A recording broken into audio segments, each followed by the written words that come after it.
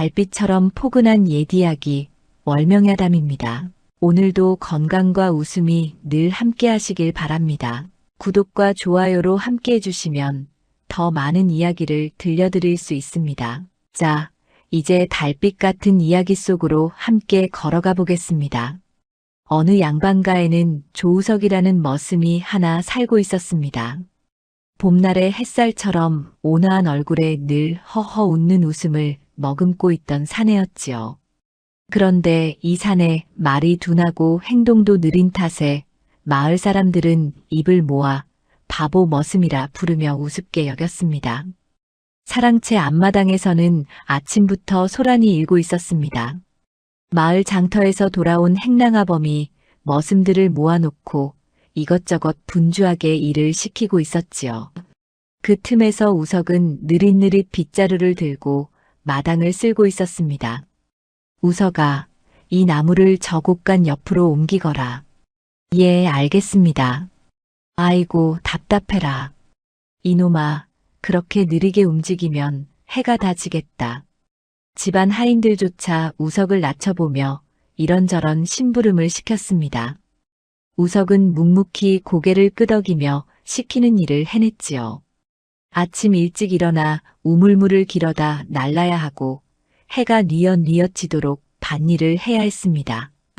그럼에도 우석은 한마디 불평 없이 묵묵히 제 몫을 해냈습니다. 다른 머슴들이 틈틈이 쉬어갈 때도 우석만은 쉬지 않고 일을 했지요. 마을 사람들은 우석을 보며 수군거렸습니다. 저 바보 머슴은 언제 저 꼴로 들어왔는지 모르겠다고 아마도 남쪽 어느 마을에서 떠돌다가 이 집에 얹혀 살게 된 모양이라고 말입니다. 하지만 정작 우석이 어디서 왔는지 어떤 사연으로 이 집 머슴이 되었는지 아는 사람은 아무도 없었습니다. 그런데 이상하게도 오래된 여종 유복인만은 우석을 보며 가끔 고개를 갸웃거렸습니다. 햇볕 아래에서 땀을 흘리며 일하는 우석의 모습을 물끄러미 바라보던 유복임은 속으로 중얼거렸지요. 저놈 바보 눈이 아니지 싶은데 유복임의 눈에 비친 우석은 뭔가 달랐습니다. 우석이 장에 나가 물건을 사올 때면 주인이 말한 물건과 값을 정확히 기억하여 돌아왔습니다. 또한 곡식을 나르거나 집안일을 할 때면 누구보다 빠르고 정확하게 해냈지요. 하지만 그럴 때마다 우석은 일부러 헛손질을 하거나 어눌하게 말을 더듬어 다른 이들의 눈을 속였습니다. 특히 유복임이 이상하게 여긴 것은 우석의 손이었습니다. 아무리 거친 일을 해도 그의 손에는 묵은 굳은 살이 없었지요. 마치 몇 해 전까지만 해도 붓을 쥐고 살던 사람의 손처럼 보였습니다. 그리고 가끔씩 우석이 멍하니 허공을 바라볼 때면 그의 눈빛이 달라지는 것을 유복임은 놓치지 않았습니다. 양반가의 외동딸 연하진만은 다른 이들과 달리 우석을 사람 대하듯 대했습니다.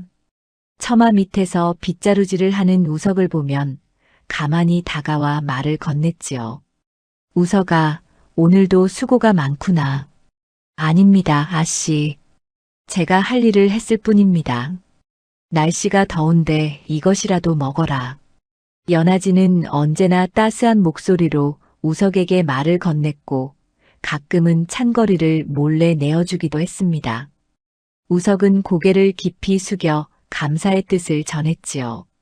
그럴 때면 유복임은 멀찍이에서 그 모습을 지켜보며 혀를 찼습니다. 에잇, 저 양반댁 따님은 참 마음씨가 곱긴 하지. 유복임은 우석이 사랑채에서 도련님들의 글 읽는 소리를 듣고 있을 때의 눈빛을 본 적이 있었습니다. 그날 우석의 눈에는 분명 뭔가 다른 빛이 깃들어 있었지요. 마치 목마른 사람이 샘물을 바라보는 듯한 간절하면서도 애절한 눈빛이었습니다. 천자문을 읽는 소리가 들려올 때면 우석의 입술이 미세하게 움직이는 것도 유복임은 알아챘습니다. 저놈이 글을 아는 게야, 모르는 게야. 유복임은 여러 번 우석을 떠보려 했지만 우석은 영락없는 바보 머슴처럼 행동할 뿐이었습니다. 하지만 유복임의 의심은 날이 갈수록 깊어져만 갔지요. 이렇게 겉으로는 바보 머슴이었지만 어딘가 수상한 기운을 풍기는 사내 조우석은 조용히 숨을 죽이고 양반가에서 살아가고 있었습니다. 그가 왜 이곳에 와서 바보 행세를 하며 살아가는지 그 깊은 사연을 아는 이는 아무도 없었지요. 다만 매일 밤 달빛 아래 홀로 앉아 먼 산을 바라보는 우석의 뒷모습에는 말로 다할 수 없는 쓸쓸함이 어려 있었습니다. 어느 날 밤 유복임은 마당을 가로질러 가다가 헛간 뒤편에 쪼그려 앉은 우석을 보았습니다. 달빛을 등지고 앉은 우석의 그림자가 길게 땅 위에 드리워져 있었지요. 그는 무언가를 응시하고 있었는데 자세히 보니 땅바닥에 나뭇가지로 글자를 쓰고 있었습니다. 유복임은 숨을 죽이고 그 모습을 지켜보았습니다. 우석이 쓴 글자는 분명 한자였지요. 하지만 유복임이 다가가려는 순간 우석은 재빨리 손으로 땅바닥의 글자를 지우고는 허허 웃으며 일어섰습니다. 봄이 가고 여름이 오는 동안에도 우석은 변함없이 제자리를 지켰습니다. 그러던 어느 날 한양에서 낯선 손님이 찾아온다는 소식이 집안에 퍼졌습니다. 바로 연하진의 외사촌 오라버니라고 했지요. 한양에서 민서진 도련님이 오신답니다. 아이고, 그 잘난 도련님 말이지. 작년에도 오셨다가 집안을 발칵 뒤집어 놓고 가셨는데 하인들이 수군거리는 소리가 들렸습니다. 그 소식을 들은 유복임은 문득 불길한 예감이 들었습니다. 오래 살다 보니 이런 예감이 빗나가는 법이 없었거든요. 특히 한양 양반 도련님들이 시골집에 내려오면 을의 집안 하인들을 괴롭히기 마련이었지요. 유복임은 멀리서 마당을 쓸고 있는 우석을 바라보았습니다. 바보처럼 보이는 우석이 괜스레 걱정되었습니다. 며칠 뒤 한양에서 온 민서진이 집안에 도착했습니다. 사랑채 앞마당에는 민서진을 맞이하려는 사람들로 북적였지요. 민서진은 비단 도포를 입고 말에서 내리며 주위를 둘러보았습니다. 그의 얼굴에는 시골집을 내려다보는 듯한 오만함이 가득했지요. 사촌 누이, 그간 안녕하셨습니까? 오라버니, 먼 길 오시느라 고되셨겠습니다. 연하진이 공손히 인사를 올리자 민서진은 가볍게 고개를 끄덕였습니다. 그리고는 마당에 늘어선 하인들을 훑어보며 코웃음을 쳤지요. 이 집 머슴들이 참 해이하구나. 한양 종들과는 비교도 할 수 없을 정도로. 민서진의 말에 하인들은 고개를 더욱 깊이 숙였습니다. 유복임은 속으로 혀를 찼지요. 작년에도 이런 시기였습니다. 민서진은 며칠 머무는 동안 집안을 휘저으며 하인들을 괴롭히다 갔었지요. 민서진은 사랑채로 들어가 짐을 풀고 나서 다시 마당으로 나왔습니다. 저녁상을 기다리는 동안 심심했던 모양입니다. 그는 마당 한쪽에서 장작을 패고 있던 우석을 발견했지요. 저기 저 멍청하게 생긴 놈이 누구냐? 조우석이라고 합니다, 도련님. 행랑아범이 조심스럽게 대답했습니다. 민서진의 눈에 묘한 빛이 스쳤지요. 바보 같아 보이니 심심풀이로 딱 좋겠다는 생각이 들었습니다. 야, 거기 너. 이리 와봐라. 우석은 도끼를 내려놓고 민서진 앞으로 다가갔습니다. 고개를 숙이고 어눌하게 말했지요. 예, 도련님. 부르셨습니까? 내 이름이 우석이라 했나? 참 둔해 보이는구나. 그래, 바보 머슴이라는 소문이 사실인 모양이지. 민서진은 우석을 빙 둘러보며 비웃었습니다. 주변의 하인들은 숨을 죽이고 그 광경을 지켜보았지요. 유복임은 멀찍이에서 두 손을 꼭 쥐었습니다. 도련님, 저는 그저 시키는 일이나 하는 천한 것입니다. 말투는 제법 점잖구나. 그럼 내 심부름 하나 해볼 수 있겠느냐? 분부만 내려주십시오. 민서진은 우석을 데리고 마당 한가운데로 갔습니다. 그곳에는 빗물이 고여 진흙탕이 되어 있었지요. 민서진은 우석을 진흙탕 가장자리에 세웠습니다. 자, 내가 한양까지 가는 길을 아느냐? 아닙니다. 저는 알지 못합니다. 그럼 내가 가르쳐 주마. 저 건너편까지 가되 한 발은 앞으로 한 발은 뒤로 가며 걸어야 한다. 알겠느냐?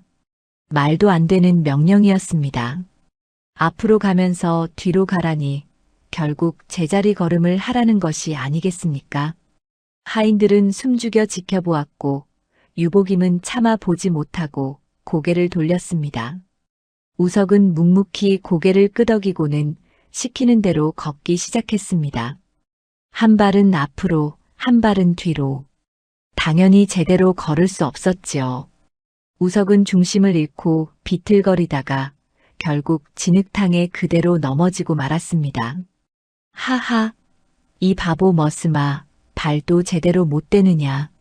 민서진이 배를 잡고 웃어댔습니다. 다른 하인들도 도련님 눈치를 보며 어색하게 웃음을 지었지요. 우석은 진흙투성이가 된 채 일어나 다시 고개를 숙였습니다. 죄송합니다, 도련님. 제가 어리석어서 그렇습니다. 내일은 더 재미있는 일을 시켜봐야겠구나. 하하. 민서진은 만족스러운 표정으로 사랑채로 돌아갔습니다. 우석은 진흙투성이가 된 채 우물가로 가서 몸을 씻었지요. 유복임이 다가와 조용히 물통을 건넸습니다. 에잇, 저 못된 놈이. 괜찮은 게냐? 괜찮습니다. 이까지 것쯤이야. 우석은 담담하게 대답했습니다.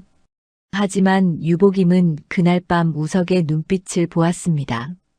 달빛 아래 홀로 앉아있던 우석의 눈에는 분명 무언가 다른 감정이 일렁이고 있었지요. 그것은 분노도 아니고 슬픔도 아닌 뭔가 깊이 참고 견디는 사람의 눈빛이었습니다. 사랑채 안채에서는 연하진이 아버지께 조심스럽게 말씀드렸습니다. 아버지, 오라버니께서 하인들을 너무 심하게 다루시는 것 같습니다. 허나 외가 조카인데 어찌 나무라겠느냐. 며칠이면 돌아갈 터이니 참거라. 하오나 우석이가 가엾습니다. 우석이는 원래 바보 아니더냐. 괜한 걱정 말거라. 연하진은 더 이상 말을 잇지 못했습니다. 하지만 마음 한구석이 무거웠지요. 우석은 바보가 아니었습니다. 그녀는 그것을 알고 있었습니다. 다만 무슨 사연인지 바보 행세를 하고 있을 뿐이지요. 그런 우석이 외사촌 오라버니에게 짓밟히는 모습을 보니 마음이 편치 않았습니다. 그날 밤 민서진은 혼자 사랑채에 앉아 빙그레 웃었습니다. 며칠 동안 저 바보 머슴을 가지고 놀면 시간이 금방 가겠다는 생각이었지요. 하지만 민서진은 알지 못했습니다. 자신이 건드린 사람이 결코 만만한 상대가 아니라는 것을 말입니다. 사흘이 지난 어느 날 우석은 장터로 심부름을 나갔습니다. 주인 어른께서 필요하신 북과 먹을 사오라는 분부였지요.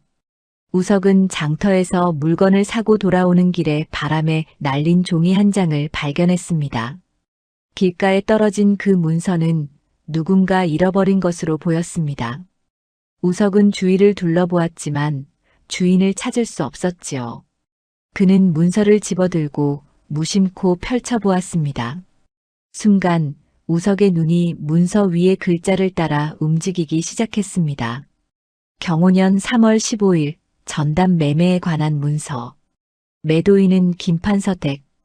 우석은 습관처럼 문서의 내용을 줄줄이 읽어내려갔습니다. 그런데 바로 그때였습니다.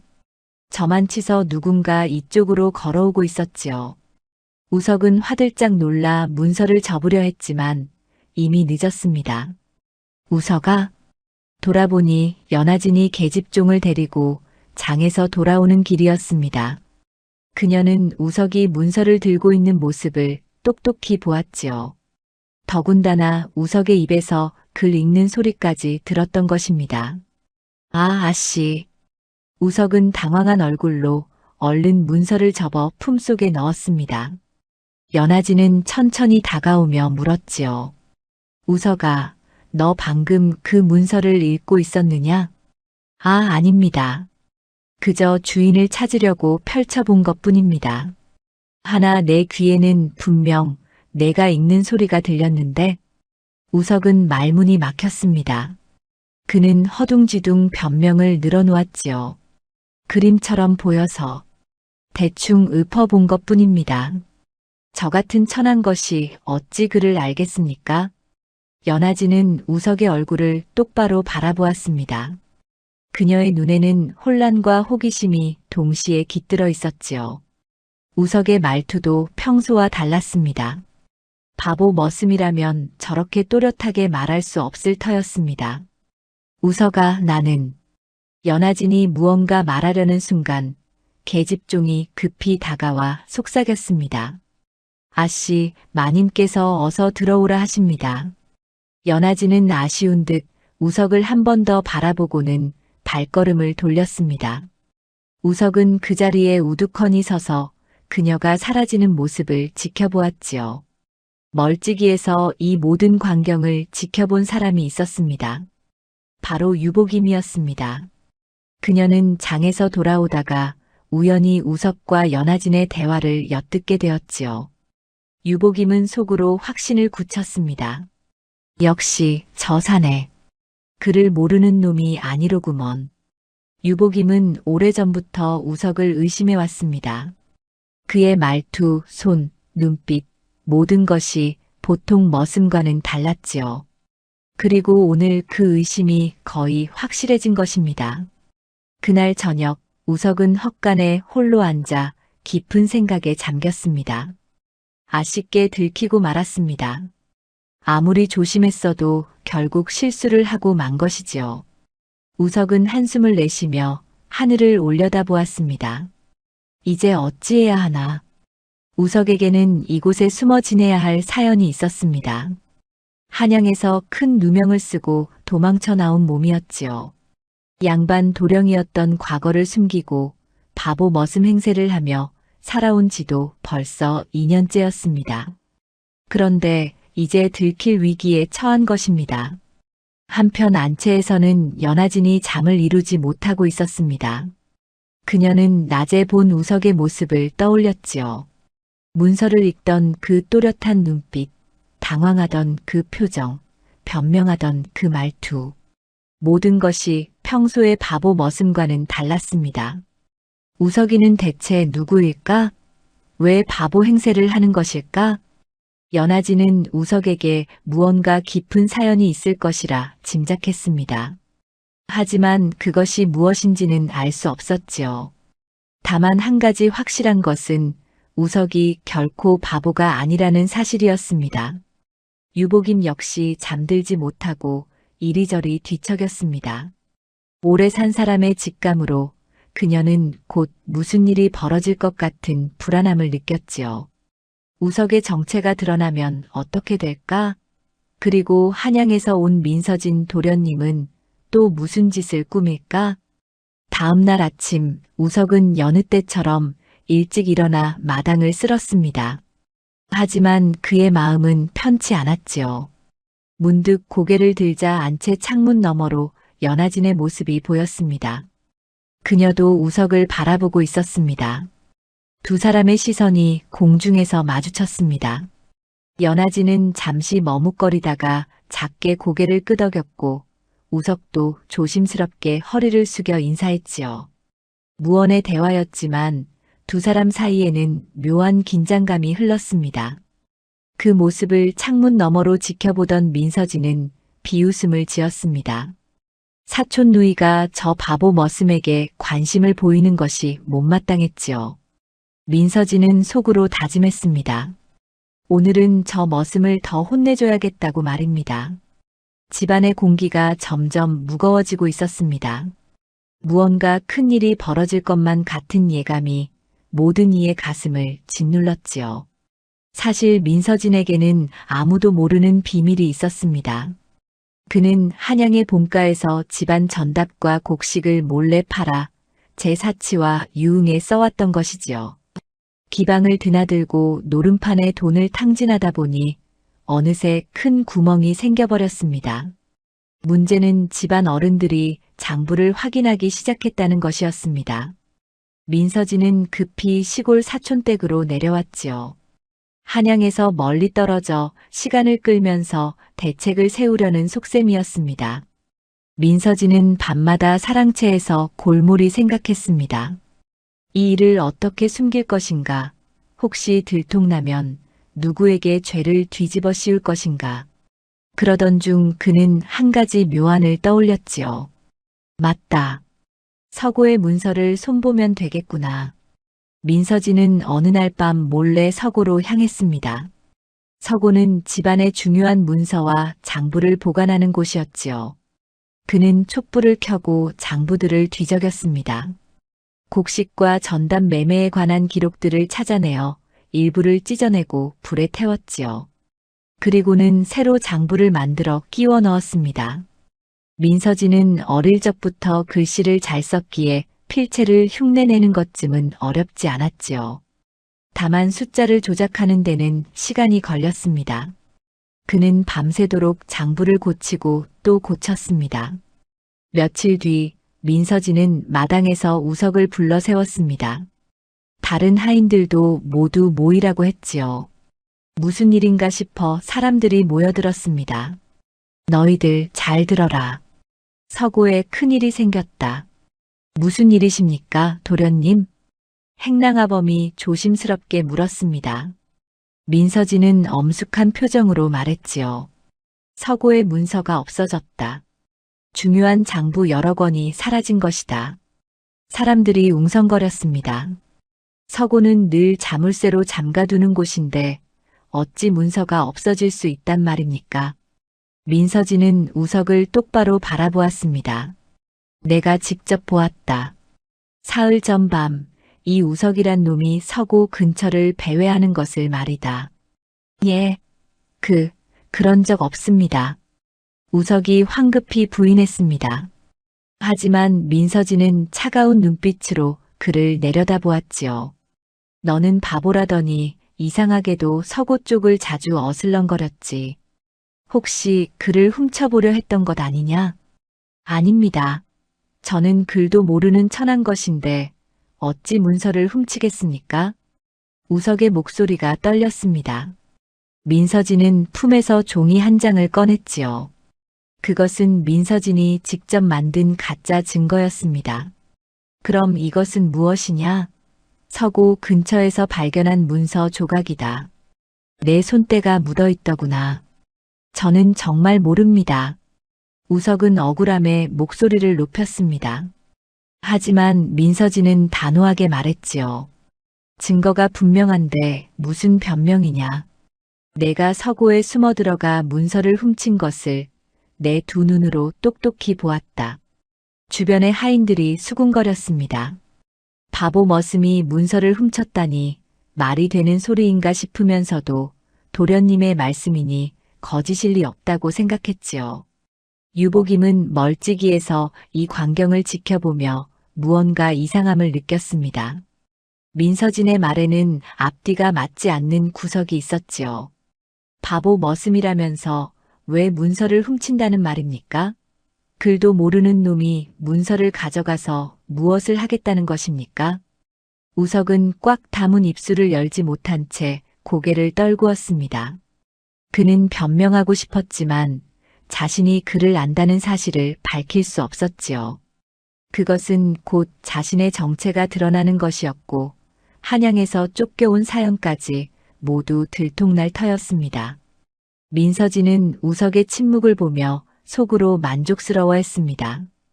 이제 장부의 구멍이 발견되더라도 이 바보 머슴에게 모든 죄를 뒤집어 씌우면 그만이었지요. 누가 한양 양반 도련님보다 천한 머슴의 말을 믿겠습니까? 당분간 내 행실을 지켜보겠다. 함부로 돌아다니지 말고 조용히 있거라. 민서진의 명령에 우석은 고개를 숙인 채 대답했습니다. 예, 도련님. 사람들이 흩어지고 난 뒤 유복임은 우석에게 다가갔습니다. 그녀는 조용히 물었지요.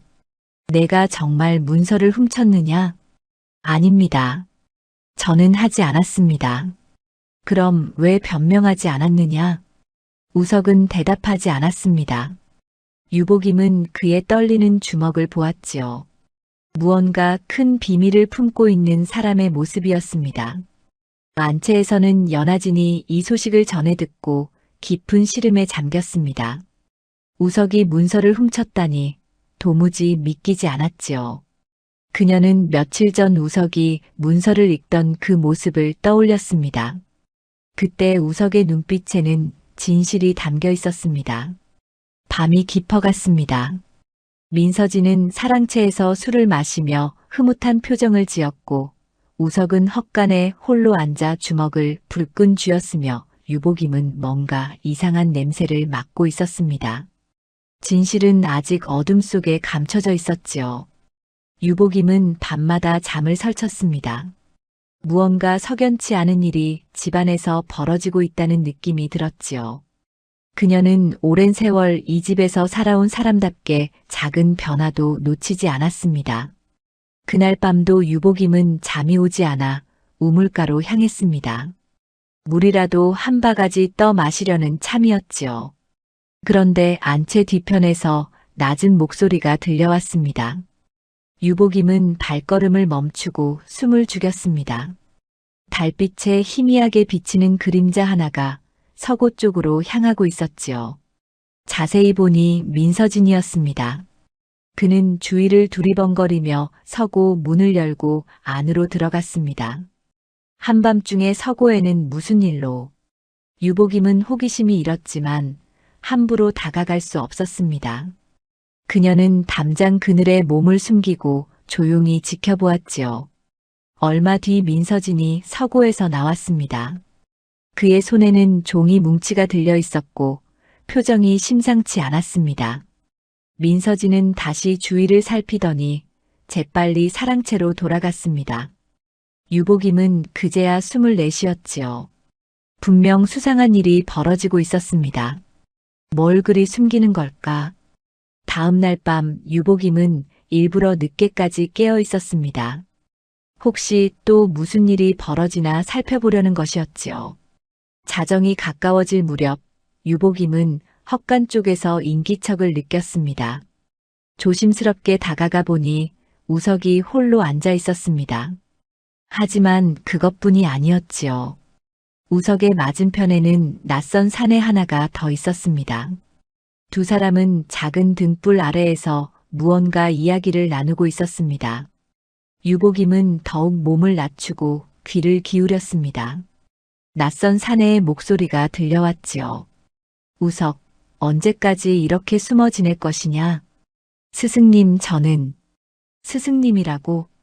유복임은 깜짝 놀랐습니다. 바보 머슴인 우석에게 스승이 있다니 도대체 어찌된 일입니까? 낯선 사내는 인근 마을의 훈장 장문태였습니다. 그는 우석의 옛 스승이었지요. 우석이 한양에서 내려와 이곳에 숨어 지낸다는 소식을 듣고 몰래 찾아온 것이었습니다. 스승님, 더 이상 숨을 수만은 없을 듯합니다. 하나 아직은 때가 아닙니다. 내 억울한 누명을 벗지 않고서야 어찌 떳떳이 살 수 있겠느냐. 장문태는 안타까운 표정으로 말했습니다. 우석은 품에서 종이 한 장을 꺼내 펼쳤지요. 그리고는 붓을 들어 또박또박 글자를 써내려갔습니다. 유복임의 눈이 휘둥그레졌습니다. 우석의 손놀림은 수십 년 글공부를 한 선비의 그것이었지요.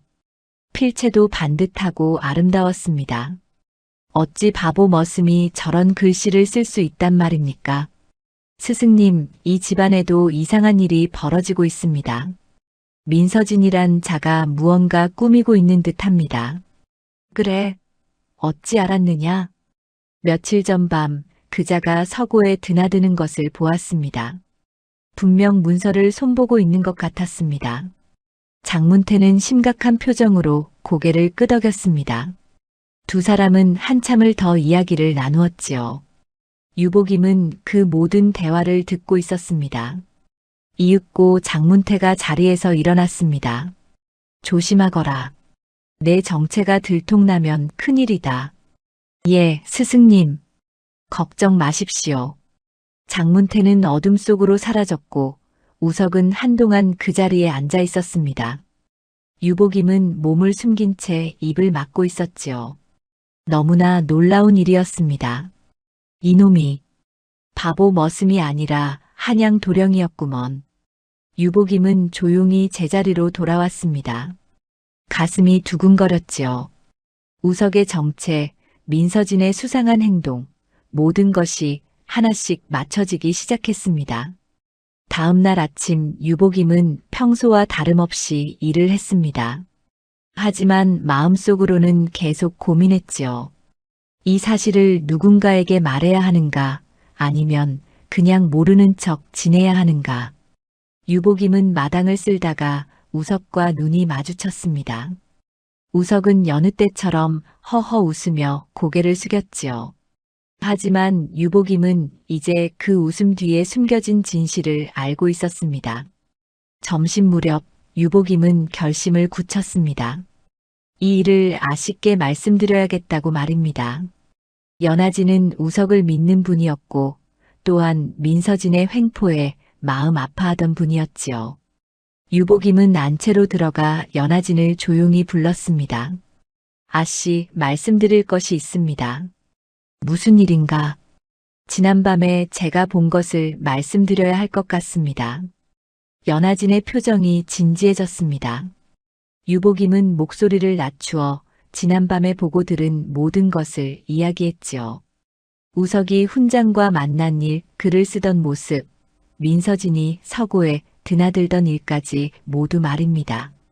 연하진은 이야기를 듣는 내내 눈을 크게 뜨고 있었습니다. 그녀가 짐작했던 것보다 일이 훨씬 복잡했던 것이지요. 그렇다면 우석이는 정말 바보가 아니었구나. 그렇습니다, 아씨. 그리고 민 도련님께서도 무언가 숨기고 계신 것 같습니다. 연하진은 잠시 생각에 잠겼습니다. 이제 어찌해야 할까요? 진실을 밝혀야 하는가, 아니면 모른 척해야 하는가. 하지만 그녀의 마음은 이미 정해져 있었습니다. 우리가 직접 알아봐야겠구나. 예, 아씨. 제가 돕겠습니다. 두 여인은 서로를 바라보며 고개를 끄덕였습니다. 이제 숨겨진 진실을 찾아낼 때가 온 것이지요. 날이 밝자마자 연하진은 유복임과 함께 조용히 움직이기 시작했습니다. 먼저 해야 할 일은 장문태 훈장을 만나는 것이었지요. 연하진은 계집종 하나를 시켜 훈장에게 은밀히 전가를 보냈습니다. 오늘 오시 무렵 뒷산 정자에서 뵙고자 합니다. 한나절쯤 지나 연하진과 유복임은 뒷산 정자로 향했습니다. 장문태는 이미 그곳에서 기다리고 있었지요. 그는 연하진을 보자 공손히 허리를 굽혔습니다. 아씨께서 부르시다니 무슨 일이십니까? 훈장님, 우석이에 대해 여쭐 것이 있습니다. 장문태의 얼굴에 긴장이 스쳤습니다. 연하진은 차분하게 말을 이었지요. 우석이는 바보 머슴이 아니지요?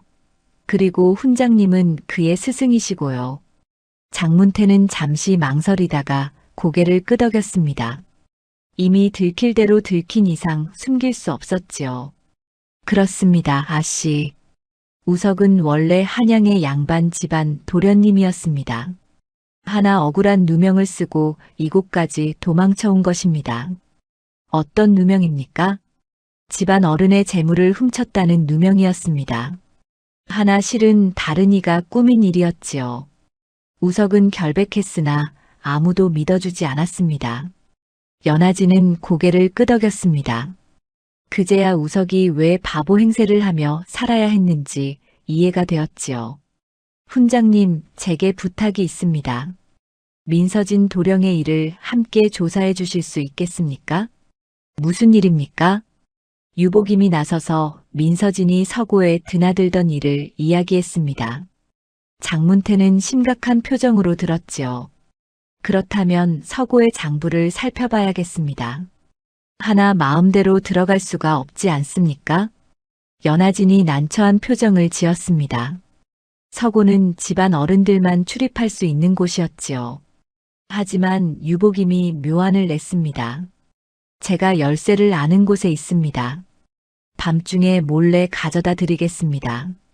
그날 밤 유복임은 행랑아범이 보관하던 서고 열쇠를 슬쩍 가져왔습니다. 연하진과 장문태, 그리고 유복임, 세 사람은 조용히 서고로 향했지요. 서고 문을 열자 오래된 종이 냄새가 코를 찔렀습니다. 장문태는 촛불을 켜고 장부들을 하나씩 꺼내 살폈습니다. 연하진도 옆에서 도왔지요. 여기 보십시오, 아씨. 이 장부가 이상합니다. 장문태가 장부 한 권을 펼쳐 보였습니다. 전담 매매에 관한 기록이었지요. 앞부분은 멀쩡한데 뒷부분부터 글씨체가 달라졌습니다. 정말 그러하군요. 연하진도 자세히 들여다보았습니다. 분명 앞뒤의 필체가 달랐지요. 또한 숫자를 계산하는 방식도 달랐습니다. 이것은 누군가 장부를 고친 흔적입니다. 원래 있던 기록을 없애고 새로 쓴 것이지요. 장문태는 다른 장부들도 살폈습니다. 곡식 출납 장부, 세금 납부 기록, 모두 같은 방식으로 조작되어 있었습니다. 이 필체를 보니 민서진 도령의 글씨와 비슷합니다. 유복임이 조심스럽게 말했습니다. 그녀는 민서진이 사랑채에서 쓴 글씨를 본 적이 있었지요. 확실합니까? 예, 아씨. 특히 이 글자를 쓰는 버릇이 똑같습니다. 장문태는 고개를 끄덕이며 말했습니다. 또한 이 숫자, 계산법을 보십시오. 보통 이 지방에서는 이렇게 계산하지 않습니다. 이것은 한양 사람들이 쓰는 방식입니다. 모든 증거가 민서진을 가리키고 있었습니다. 그는 집안의 장부를 몰래 조작하여 재물을 빼돌린 것이 분명했지요. 그렇다면 우석이에게 씌운 누명도 그렇습니다. 자신의 죄를 덮기 위해 우석에게 뒤집어 씌운 것입니다. 연하진의 얼굴에 분노가 스쳤습니다. 어찌 외사촌 오라버니가 이런 짓을 할 수 있단 말입니까? 장문태는 조작된 부분과 원래 장부의 차이를 꼼꼼히 기록했습니다. 연하진도 중요한 부분을 직접 베껴두었지요. 이것은 나중에 증거가 될 터였습니다. 이제 이 증거를 가지고 어찌해야 할까요? 연하진이 물었습니다. 장문태는 잠시 생각하더니 말했지요. 집안 어른께 말씀드려야 합니다. 하나 민서진이 먼저 손을 쓸 수 있으니 조심해야 합니다. 제게 생각이 있습니다. 유복임이 나섰습니다. 그녀는 오랜 세월 이 집에서 살아온 지혜로운 여인이었지요. 우선 우석이를 보호해야 합니다. 그리고 민서진 도령이 또 서고에 오는지 지켜봐야 합니다. 현장을 잡으면 더 확실한 증거가 되지 않겠습니까? 좋은 생각입니다. 장문태가 동의했습니다. 세 사람은 조용히 서고를 나와 각자 제자리로 돌아갔지요. 연하진은 안채로 돌아와서도 잠을 이룰 수 없었습니다. 오라버니가 저런 짓을 하다니 믿고 싶지 않았지만 증거는 명백했습니다. 그리고 무엇보다 우석이가 억울하게 누명을 쓰고 있다는 사실이 마음 아팠지요. 우석아, 조금만 참거라. 곧 내 억울함을 풀어주마. 연하진은 창밖을 바라보며 다짐했습니다. 달빛이 고요히 안채를 비추고 있었지요. 한편 헛간에서는 우석이 홀로 앉아 있었습니다. 그는 자신에게 무슨 일이 벌어지고 있는지 알지 못했지요. 다만 연하진 아씨와 유복임이 뭔가 움직이고 있다는 느낌만 받을 뿐이었습니다. 퍼즐 조각들이 하나씩 맞춰지고 있었습니다. 이제 진실이 드러나는 것은 시간 문제였지요. 사흘이 지난 어느 날 집안 어른들이 모두 사랑채에 모였습니다. 연하진의 아버지를 비롯해 마을의 원로 어른들까지 함께 자리했지요. 서고 문서 도난 사건과 장부 구멍에 대한 조사가 시작된 것이었습니다. 민서진은 여전히 당당한 얼굴로 우석을 가리켰습니다. 이 바보 머슴이 서고를 들락이며 문서를 빼돌렸습니다. 제가 직접 목격했습니다. 그 말이 사실이라면 큰일이로구나. 원로 어른 하나가 고개를 끄덕이며 말했습니다. 민서진은 속으로 흐뭇해했지요. 모두 자기 편인 것 같았습니다. 그때 유복임이 앞으로 나섰습니다. 그녀는 깊이 허리를 굽히고 말했지요. 송구하오나 제가 본 것은 전혀 다릅니다. 무엇이 다르단 말이냐? 제가 지난 열흘 동안 밤마다 본 것이 있습니다. 서고에 드나든 것은 우석이가 아니라 민서진 도령이셨습니다. 순간 사랑채가 술렁였습니다. 민서진의 얼굴이 굳었지요. 이 계집이 무슨 헛소리를 하는 것이냐. 헛소리가 아닙니다. 저는 분명히 보았습니다. 도련님께서 한밤중에 서고에 들어가시는 것을 말입니다. 민서진은 식은땀을 흘렸습니다. 하지만 끝까지 잡아떼었지요. 내가 왜 한밤중에 서고에 가겠느냐? 이 늙은 계집이 눈이 어두워 잘못 본 것이다. 그때 장문태가 나섰습니다. 그는 품에서 종이 뭉치를 꺼내 펼쳤습니다. 어르신들, 이것을 보십시오. 서고의 장부를 조사해 보았습니다. 훈장이 어찌 서고 장부를 보았단 말이냐? 아씨께서 부탁하셔서 함께 살펴보았습니다. 장문태는 조작된 장부와 원본 기록을 비교하며 설명했습니다. 이 부분을 보십시오. 앞부분의 글씨체와 뒷부분의 글씨체가 다릅니다. 분명 누군가 중간에 손을 댄 것입니다. 어른들이 장부를 돌려보며 고개를 끄덕였습니다. 확실히 이상한 점이 있었지요. 또한 이 숫자, 계산법을 보십시오. 이것은 이 지방에서 쓰는 방식이 아닙니다. 한양에서 쓰는 방식입니다. 장문태의 말에 사람들이 웅성거렸습니다. 민서진은 점점 궁지에 몰렸지요.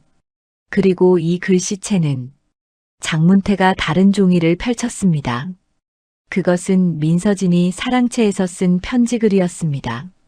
민서진 도령께서 평소 쓰시던 글씨와 조작된 장부의 글씨가 같습니다. 특히 이 글자를 쓰는 버릇이 똑같습니다. 어른들이 두 글씨를 비교해 보았습니다. 정말로 똑같았지요.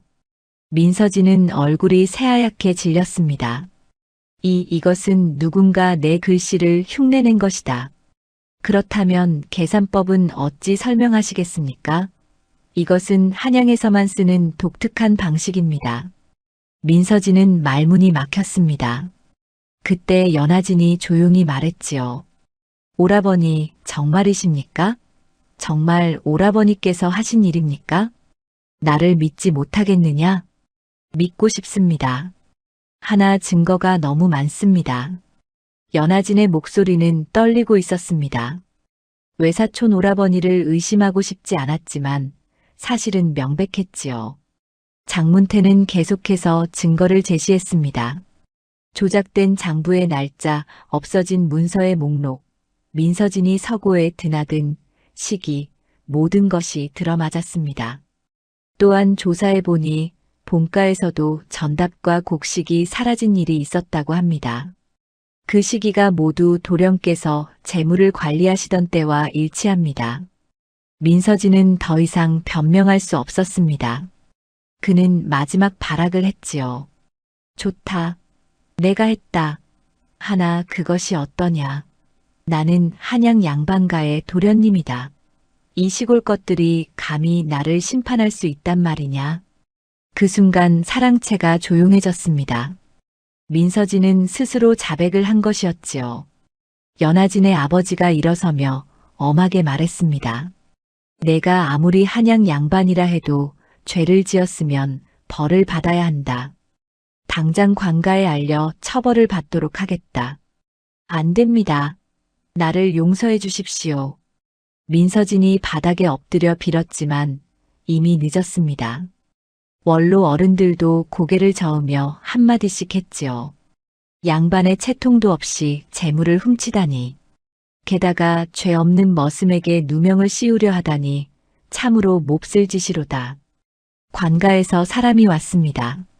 민서진은 결박당한 채 끌려갔지요. 그는 끝까지 발버둥 쳤지만 소용없었습니다. 이것은 음모다. 내가 한 것이 아니다. 하지만 아무도 그의 말을 믿지 않았습니다. 증거는 너무나 명백했고 그는 스스로 자백까지 했지요. 민서진이 끌려가고 난 뒤 사랑채는 한동안 조용했습니다. 연아진은 눈물을 훔쳤고 연아진의 아버지는 깊은 한숨을 내쉬었지요. 우석이를 불러오너라. 우석이 사랑채로 들어왔습니다. 그는 여전히 고개를 숙이고 있었지요. 우석아, 내게 억울한 누명을 씌워 미안하구나. 이제 의심을 거두겠다. 감사합니다, 나리. 우석은 깊이 허리를 굽혔습니다. 유복임은 멀찍이에서 그 모습을 보며 눈물을 닦았습니다. 장문태도 안도의 한숨을 내쉬었지요. 양반 도련님의 오만한 끝은 그렇게 비참한 몰락으로 마무리되었습니다. 스스로 판 함정에 스스로 빠진 것이지요.